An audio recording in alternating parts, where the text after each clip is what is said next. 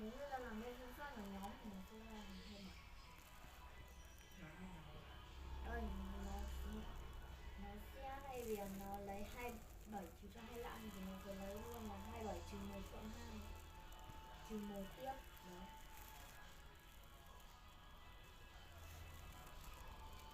Nó sẽ lấy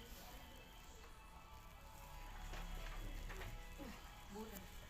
Chắc là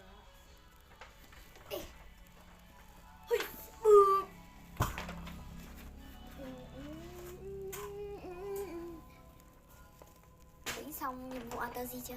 Chưa đúng không? Chưa, nhưng anh đang quay video. Có mở tiếng không? Có. Thì nó có nghe thấy tiếng không? Mọi người có nghe